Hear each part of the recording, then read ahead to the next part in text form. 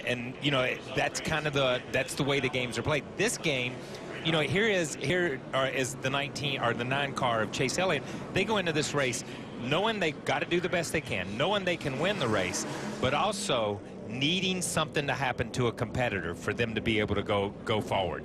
And you practice session being punctuated by 2 cautions already. The reason we showed you the 39 of Ryan Sieg, and this is why.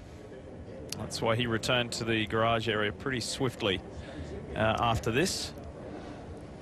And word from race control is that, fortunately, no fluid on the... You have some dramas, Dave. Did you get to the bottom of that? I did. We also showed him in that points graphic, now fairly safe in 17th inside the top 20. But what was going on with that smoke we saw, Ryan? They were trying to get the car as low as possible. The Uncle Bob self-storage car was trying to get it as low as possible and getting the body hung out to the right as much as possible, and just went a little bit too far right there. But they're changing the left rear spring, and they'll get it dialed in. And can't thank all the sponsors we've had all year, Six Shades, Pull Apart, and everybody that helped us down here to finish the season out here at Homestead. We haven't had a chance to talk to you much about how much it has improved toward the end of the year here. We know that the ECR motors have helped a lot. How have you improved as a driver as well? Just a tremendous amount. Just trying to figure out what exactly race pace we need and where to drive these cars. They do drive a little different than the trucks. Just trying to figure out where to let off, get on the gas, and just trying to finesse them a little bit and get them just right. Good luck tomorrow afternoon. We're going to let Stoley walk around to the left rear tire there. There's a little bit of shine on it, guys. And you can see how it was worn off earlier on. And thankfully, that was what the smoke was all about.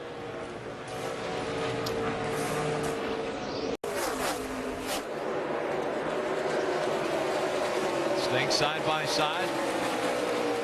Ryan Sieg in the 39. And with Suarez back to the bottom of the track, trying to get by that 33 of Austin Dillon. Chris Buescher in the 60. He mentioned on the radio what he needed to do. Keep his closest competitors in sight.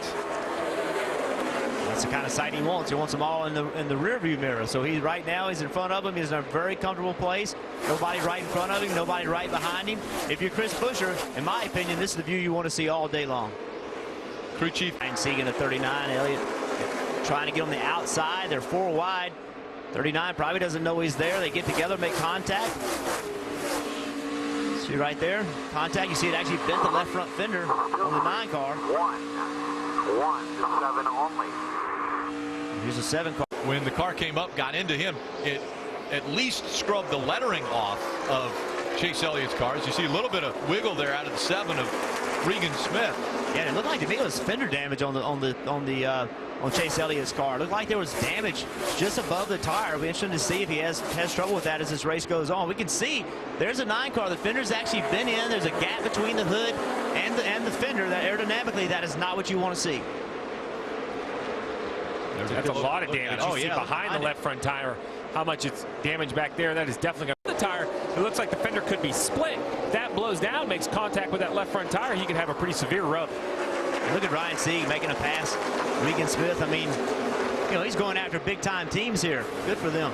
Ryan Sieg, a 28-year-old, Tucker, Georgia, and he falls in line just behind championship contender Chris Buescher. Now Ryan Sieg trying to get by Chris Buescher. For more on the 60, Marty. Chris Buescher said under that last caution, Rick, he was happy with how the car fired off. He told the crew, we can certainly work with that. You know what's funny? He's going to be on the stage no matter what at the Miami banquet tomorrow night. Until a couple weeks ago, he didn't even own a suit. I asked him why not. He said, I've been an outdoorsman my whole life. I've never needed a suit until right now. Kelly? Regan Smith, who just made the move to get around Chris Buescher, qualified 14th, but he told me he didn't feel like that was indicative of the car they would have for the race. He said he was kind of like a fluke. Well, early reports, he said it's just too loose everywhere, but the nose is a little bit too tight to run up tight, and they've checked out the damage from that scrape on the wall, said no big deal. It's all right. Mike? Kelly, we've documented the damage to the 9 car of Chase Elliott. So far, though, nothing has been said over the radio either by crew chief Ernie Cope or the driver, Chase Elliott. Right now, the only thing that Chase has said about the race car is that it has been extremely loose. They contemplated coming down pit road under that last caution, but debated and decided it wasn't a good idea right now, but they're going to tighten it up next time down. Dave? After the Rick. And look at this, 3 wide. Chase Elliott making the move on the inside of Ryan Sieg. So maybe that damage to the left side of the car not as bad as he's been able to get by 3 cars. In this battle for ninth, what we've seen happen is that a driver will go to the bottom. Watch Regan as he goes to the bottom of the racetrack. If he can make this pass work, all's great. But if he can't make it work, then the guys on the outside have so much momentum he can't keep his position. So sometimes you always want to be trying to make a pass, but sometimes if you try too hard, you actually lose spots. And that's one thing, again, that's unique about this racetrack, knowing when to go to the bottom. Here we go, Ryan Sieg. He's going to try to get underneath the 9 on the bottom, see if he can pull it off. And Chris Buescher, the 4th car in line, he's riding back there, just kind of watching. I don't think he wants any part to do with this battle. He's just kind of hanging out, turns underneath the 7. The 7 has momentum. He lets him go. As long as he can see his points contenders, then he's fine. NASCAR has told the competitors in the drivers' meeting early this afternoon. Chris Buescher, as you mentioned, I want to see my competitors. Keep them in sight so that I know exactly what I have to do to win this down pit road. Marty? Chris Buescher said his car started nice, but then it went tight. He hits pit road. To Dillon. Eric Jones in the 20 up against the wall. Chris Buescher back there in the pace. Jeff, you said it. Which one was going to get to the wall first? Answer's clear. 54 Kyle Busch. You see he closes in close to the 42. Right here gets a little too high on the exit of 4. As you said, to the wall. The onboard here with Regan Smith, he's gotten to the wall a few times in the middle of 3 and 4. Even Kyle Busch running in the 2nd has really affected the strategy of all of our points contenders. And we just heard him say, stay out here, we'll gamble. So they're going to try a gamble. As you see, now the drivers that are a lap down and multiple lap downs will make their way onto pit road. Marty, off at turn 4 for Kyle Busch. Kyle was penalized on pit road. He had to make his way to the front. Ryan Sieg really loose in front. Try to turn left to avoid him.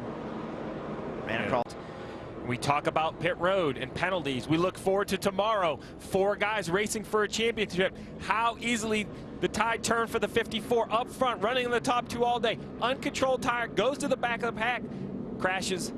And listen, if it wasn't 19 laps to go, if this was wrong in the race, I think Kyle Busch is patient. I think he just waits.